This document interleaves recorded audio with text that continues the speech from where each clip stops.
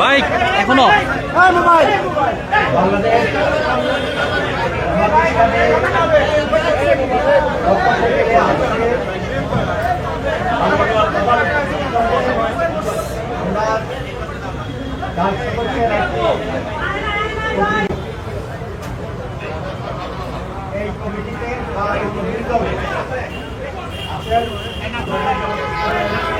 বলেন। হ্যাঁ,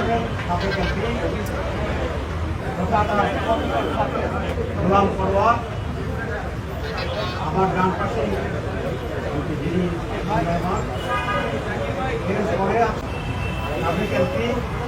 হামিদুর রহমান আজাদ,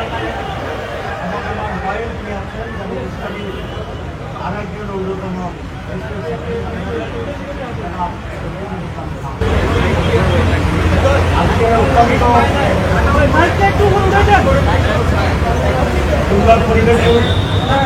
প্রায় দীর্ঘ 1 ঘন্টা আমরা মাননীয় প্রধান উপদেষ্টাকে আলোচনা করেছি।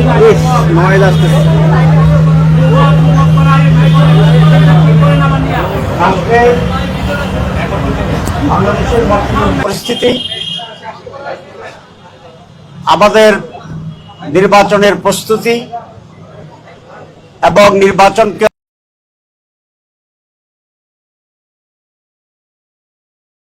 অবাধ ও সুষ্ঠু অংশগ্রহণমূলক করার জন্য কি কি করণীয়, বাংলাদেশের বিরুদ্ধে যে ষড়যন্ত্র, নির্বাচন বানচালের যে ষড়যন্ত্র, এই সকল বিষয়ে আমরা খোলামেলা আলোচনা করেছি।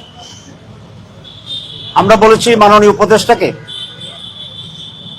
যে দীর্ঘ সময় সংগ্রাম, রক্ত এবং জীবন দেওয়ার বিনিময়ে আমরা একটা নতুন বাংলাদেশ পেয়েছিলাম।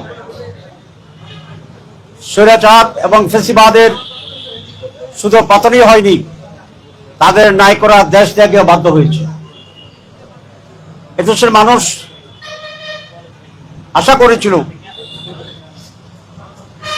এই পরিবর্তনে একটি গুণগত পরিবর্তন আসবে রাজনীতিতে, অর্থনীতিতে, আমাদের রাজনৈতিক কালচারে, নির্বাচনের সর্বত্র আমরা একটা নতুন বাংলাদেশের যাত্রা শুরু করে একটি সমৃদ্ধ বাংলাদেশে আমরা পৌঁছতে পারব। আপনারা জানেন প্রধান উপদেষ্টা 3টি বিষয়ে জাতিকে আশ্বস্ত করেছিল।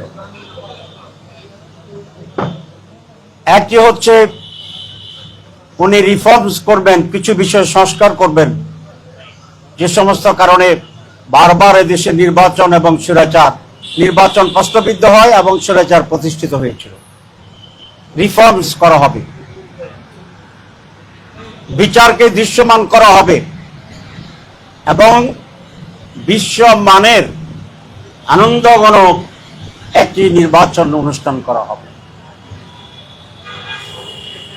কিন্তু আজকে যে পরিস্থিতি দাঁড়িয়েছে, এই সমস্ত অর্জন প্রশ্নবিদ্ধ আছে বলে আমরা ওনাকে জানিয়েছি।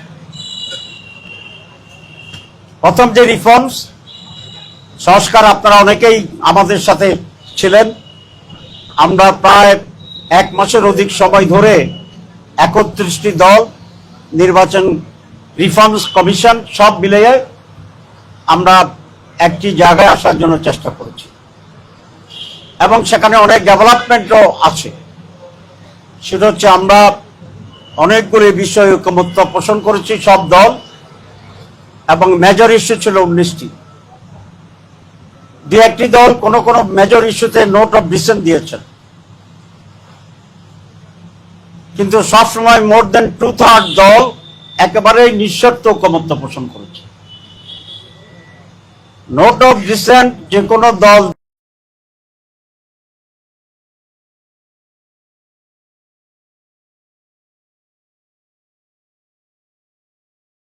দিতে পারে, যে কোনো বিষয়ে যে কোনো ব্যক্তিও দিতে পারে।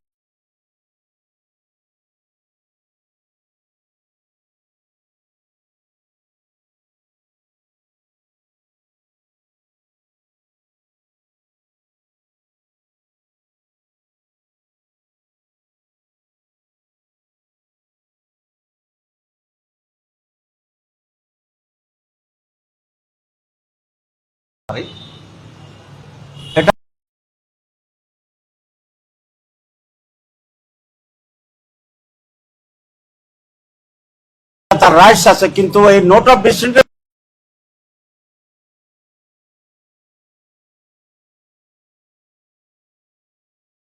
মাধ্যমে সিদ্ধান্তের কোনো হেরফের হয় না, ব্যত্যয় হয় না।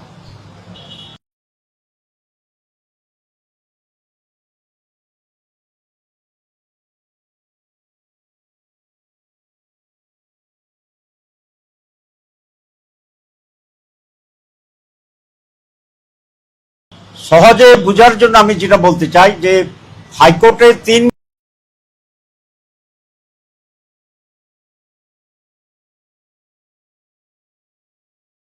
বিচারপতির বেঞ্চ হয়, আপনারা জানেন।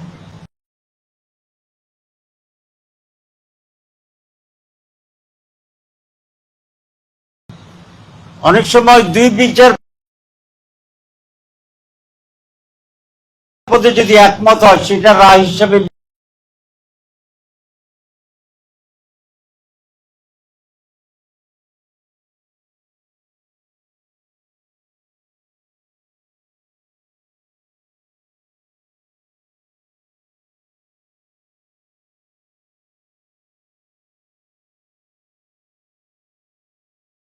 বিবেচিত হয়। আর যিনি ভিন্নমত পোষণ করেন, উনি নোট অফ ডিসেন্ট দিতে পারেন for record only.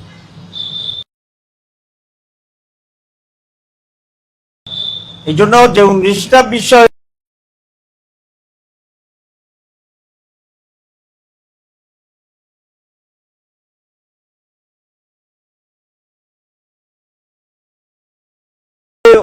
with some note of dissent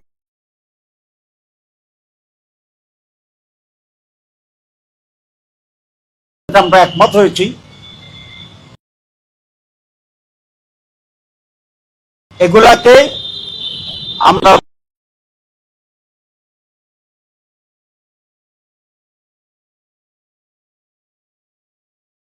মনে করি যে ঐক্যমত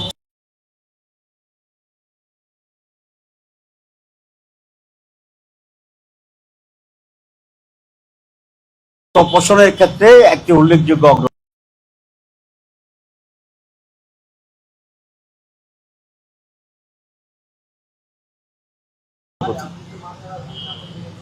কিন্তু আনফর্চুনেটলি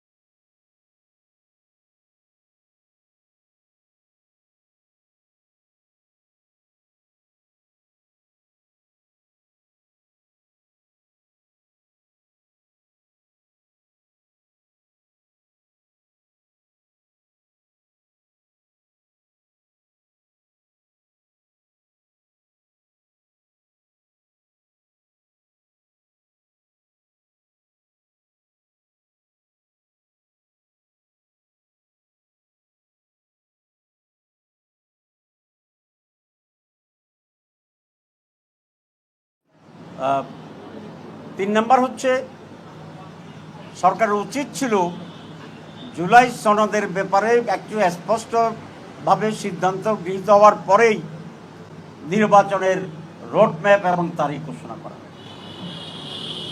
নির্বাচন ফেব্রুয়ারি রোজার আগে হবে, এই ব্যাপারে আমরা বলেছি আমরা একমত। এখানে আমাদের কোনো তারিখের ব্যাপারে আমাদের কোনো দ্বিধাদ্বন্দ্ব নাই, দ্বিমত নাই। কোনো কনফিউশন নাই। কিন্তু একটি দল নির্বাচন সুষ্ঠু করার জন্য যখন আমরা কতিপয় শর্তের কথা বলি, যেটা বাস্তব, তখন এই বলতে চায় আমরা এই তারিখে নির্বাচন চাই না, ষড়যন্ত্র করছি। এই কথাটা বলাটাই একটি ষড়যন্ত্র বলে আমি মনে করি। কারণ হচ্ছে ইলেকশন হচ্ছে একটা পারসেপশনের ব্যাপার। এখন উনি আজকে আমাদের সাথে বলেছে জুলাই চার্টার এটা ওনারের সাবজেক্ট এবং এটা হইতে হবে, কিন্তু এটা অর্জন না করে নির্বাচনের ট্রেন ছেড়ে দেওয়াটা এক ধরনের আমি কি বলবো, এক ধরনের ভুল সিদ্ধান্ত। কারণ একটা দল যেভাবে চেয়েছে সেভাবে হয়েছে, তারা নির্বাচনে দিয়ে গেছে। আর বাকি সকল মেজর দল কিন্তু আমরা এই বিষয়ে এক আছি যে জুলাই সনদের বাস্তবায়ন করতে হবে। শুধু আমরা এর জন্য লড়াই করছি, দাবি করছি, আর একটি দল এটা ছাড়াই এগিয়ে যাচ্ছে। এখানে একটা বৈষম্য তৈরি হয়েছে, কারণ একটি দলকে অফেন্সিভ রাখা হয়েছে আর আমাদেরকে ডিফেন্সে দিয়ে দেওয়া হয়েছে। আমি একটু বলেছি এখানে লেভেল প্লেইং ফিল্ডের যে ইস্যুটি, এটা ক্ষুণ্ণ হয়েছে এবং এটা আপনাকে ঠিক করতে হবে, নির্বাচনের আগেই ঠিক করতে হবে। আমরা পিআরের ব্যাপারে কথা বলেছি। এখন 31টি দল যারা আমরা নির্বাচন কমিশনে আমরা যারা ঐক্যমত্য কমিশনে রিফর্মস ছিলাম, এর ভিতরে 25টি দল পিআর চায়। যেমন বামপন্থী দলগুলো পিআর চায়, ইসলামী দলগুলো পিআর চায়, তার বাইরেও যে সমস্ত দল আছে, যেমন নূরের দল আছে, এবি পার্টি আছে, আমাদের রাষ্ট্র সংস্কার আন্দোলন আছে, এরা সকলেই পিআর চায়। সুতরাং আমরা বলেছি পিআর এদেশের মেজরিটি রাজনৈতিক দল চাচ্ছে, যারা মেজরিটি মানুষকে প্রতিনিধিত্ব করে। আমাদের মাঝে একটু ডিফারেন্স হচ্ছে অনেক দল আপার হাউসে পিআর চায়, আর আমরা এবং আরও কয়েকটি দল আমরা পুরাটাই পিআর চাই, আপার হাউস লোয়ার হাউস। এখানে পার্থক্য, কিন্তু পিআর সকলে আমরা চাচ্ছি। সুতরাং আমরা বলেছি অধিকাংশ দল যেহেতু পিআর চায়, এই একটি কারণে। আর গত নির্বাচনগুলো যে ভোট ডাকাতি, কেন্দ্রে না আসার দিতে যাওয়া, মানে কালো টাকার প্রভাব, দিনের ভোট রাতে হয়ে যাওয়া, এই সকল অভিজ্ঞতায় আমরা মনে করি একটি নতুন সিস্টেমে নির্বাচন দরকার। না হলে আগের মতোই কেন্দ্র দখল হতে থাকবে, আগের মতোই কেন্দ্র দখলে নির্বাচনের পরে আবার আন্দোলন হতে থাকবে। সুতরাং এটাকে থামানোর জন্যে একটি নতুন পদ্ধতি, যেটার ব্যাপারে কেন্দ্র দখল হবে না, কালো টাকার বিষয় হবে না, জোর জবরদস্তি হবে না। আমরা বলেছি যে এই বিষয়ে যেহেতু একটা নতুন প্রস্তাব, আপনাকে আলোচনা করতে হবে, ইলেকশন কমিশনকে আলোচনা করতে হবে। কারণ দুটি পদ্ধতি এখন, একটা হচ্ছে সনাতন পদ্ধতি, ট্র্যাডিশনাল যেটা আমরা করছি, আর একটা আমরা পিআর পদ্ধতি। তো দুটা পদ্ধতি মাঠে আছে, তাহলে এটা নিয়ে তো আলোচনা হইতে হবে, এটা নিয়ে তো একটা ঐকমত্য হইতে হবে, বা এটা নিয়ে একটা সিদ্ধান্ত হইতে হবে। এখন আমরা মেজরিটির পিআর চাই, আমাদেরকে অবজ্ঞা করে কোনো একটি দলের চাপে বা দাবিতে একই ট্রেডিশনে নির্বাচনী ট্রেন যদি চলে যায়, আমরা তো এই দলগুলোর জন্য নির্বাচনে যাওয়া তো একটু সংকুচিত হয়ে যাবে, প্রশ্নবোধক হয়ে যাবে। আমরা ট্রেন মিসও তো করে ফেলতে পারি, যেহেতু ট্রেন ছেড়ে দিয়েছে আমাদের প্রস্তুতির আগে। তো আমরা বলছি তাহলে তো নির্বাচন প্রশ্নবিদ্ধ হবে। এই নির্বাচন যদি আপনি এইভাবেই করেন যেভাবে আছে, তাহলে আপনার প্রশ্নবিদ্ধ হয়ে যাবে। আমরা নির্বাচন চাই ফেব্রুয়ারিতে, কিন্তু এইসব প্রশ্নগুলো আর সকলে মিলে একটা সমাধান করতে হবে, এবং সকলের সন্তুষ্টি এবং সম্মতি এবং অংশগ্রহণের মাধ্যমেই নির্ধারিত সময়ে একটি সুষ্ঠু, অবাধ, উৎসবমুখর নির্বাচনের ব্যবস্থা করতে হবে। আপনারা অনেকগুলো সংখ্যার কথা জানিয়েছেন, আমরা আরও আশঙ্কার কথা বলছি। আমরা এটা বলেছি যে এখন পরিস্থিতি যেটা দেখা যাচ্ছে, যেমন নুরুর উপরে যেভাবে হামলা হইল, আমাদের ফসল, তার আন্দোলনের ফসলেই তো এই সরকার, তার আন্দোলনের ফসলেই তো নতুন বাংলাদেশ।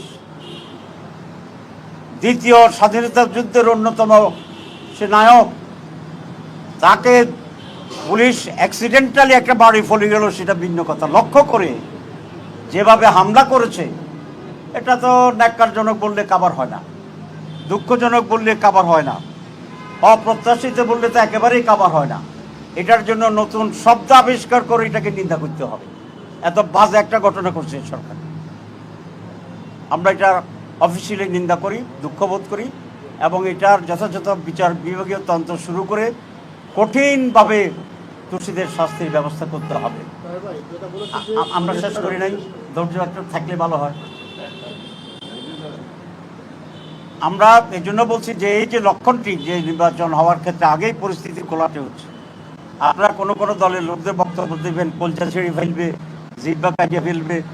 তারপরে এখন তো লোকেরা ভয় পেতেছে যে জিব্বা তো একটাই, দুটো হইলে না একটা কাটলে আর একটা থাকে, কিন্তু একটা যে জিব্বা হিটা কাটিয়ে ফেললে এখন বেচারা তো খাইতেও পারবে না, কথা বলতেও পারবে না।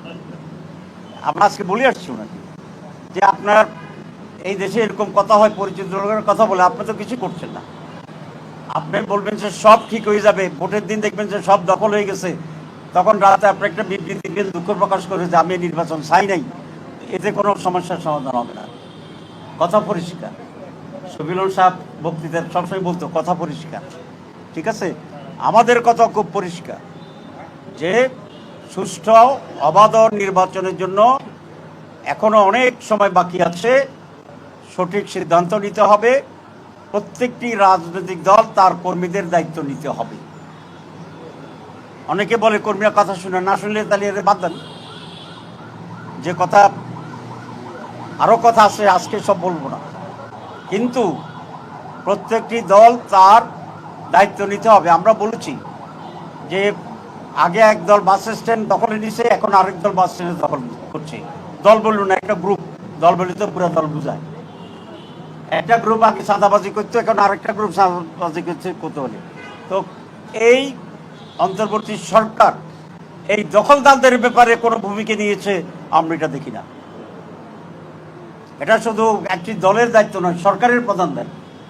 তো যে সরকার একটা বাস স্ট্যান্ড ক্লিয়ার করতে পারে না, একটা চাঁদাবাজকে ধরে শাস্তি দিতে পারে না, সেই সরকারের এত বড় নির্বাচনে এত বড় সন্ত্রাসী এত কিছুকে কিভাবে ট্যাকেল করবে, আমরা এতে শঙ্কিত এবং আমরা কিছুটা উদ্বিগ্ন আছি।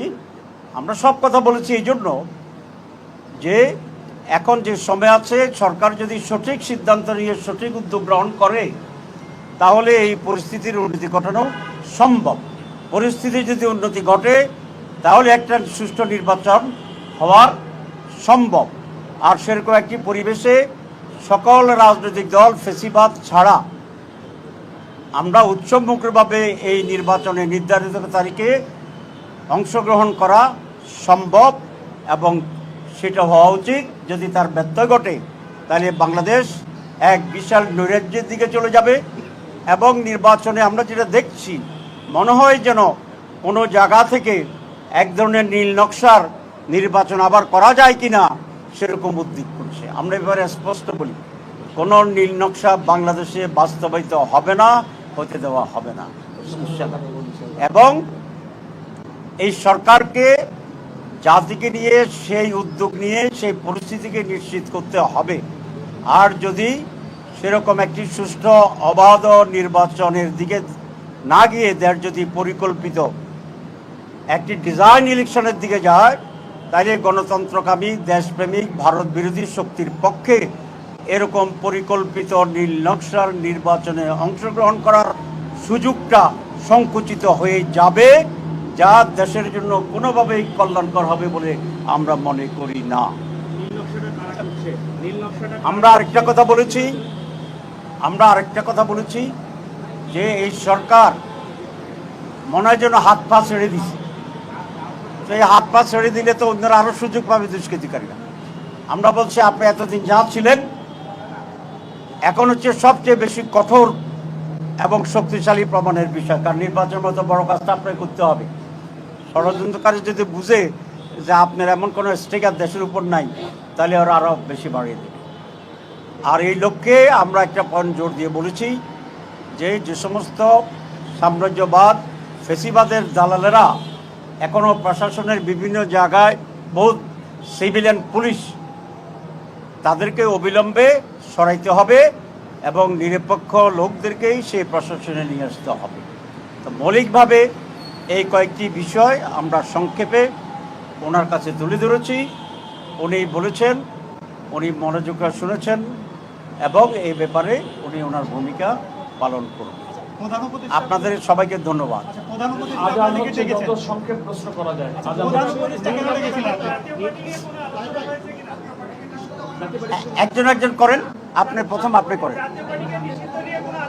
একটু দুইজন দুই প্রশ্ন করলে তো জবাব একজনকে দিতে হবে। one by one. আপনি বলেন, আমি আপনাদের সুযোগ দিচ্ছি, একটু ধৈর্য ধরতে হবে, নাহলে আপনারা বঞ্চিত হবেন।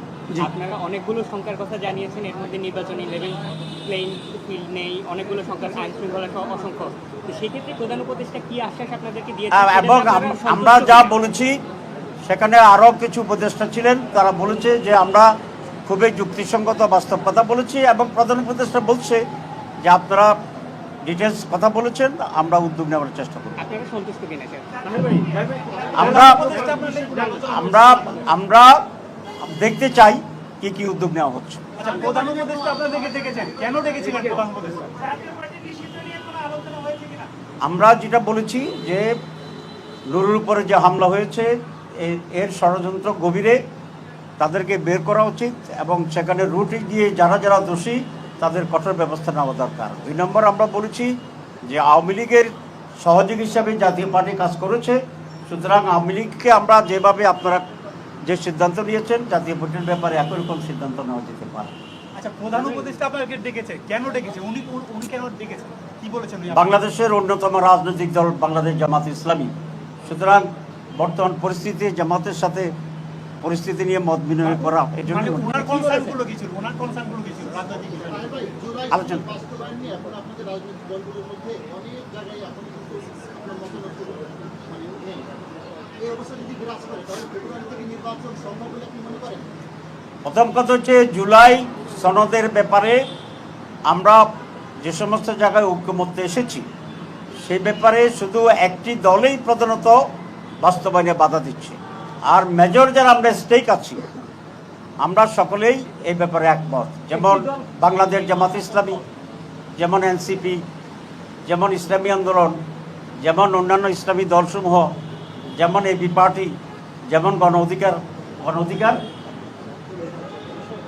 পরিষদ, আমরা সকলেই কিন্তু একমত। সেটা আপনারা নিজেরা স্ব উদ্যোগে জানলে ভালো হবে। তার ভাই, আপনি বলছেন যে নির্বাচনী ট্রেন আপনারা মিস করার পথে আর কি একটি দলের জন্য নির্বাচন আয়োজন হয়ে গেছে, নীল নকশা নির্বাচনের দিকে যাচ্ছে। নীল নকশায় কারা জড়িত, কারা করছে এবং সেটা আপনারা আপনারা এই দল নির্বাচনে যাবেন কি না? জি, নীল নকশা তো যারা করে তাদেরকে সবসময় সম্মুখে দেখা যায় না, 1 নম্বর কথা। আমরা দেখছি, আমরা সচেতন আছি 1। 2 নম্বর কথা হচ্ছে ট্রেন ছাড়লেও এখনও প্ল্যাটফর্ম পার হয় নাই। সুতরাং যদি জেনুইন যে প্রস্তুতি এবং অবস্থাগুলো যদি ফুলফিল হয়, সুষ্ঠু নির্বাচনে যায়, তাহলে আমরা দৌড়াই গিয়ে আবার ধরবো। কিন্তু এগুলা শর্ত হচ্ছে অবাধ ও সুষ্ঠু নির্বাচনের জন্য যে সমস্ত ফ্যাক্টরগুলো এখন হচ্ছে এগুলোকে অবশ্যই দূর করতে হবে। আপনাদের মাঝে যদি এই জি, অবস্থা থেকে আর নতুন কথা নাই। চলে যাবে,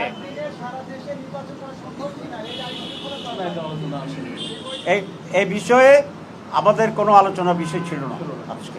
সবাইকে ধন্যবাদ।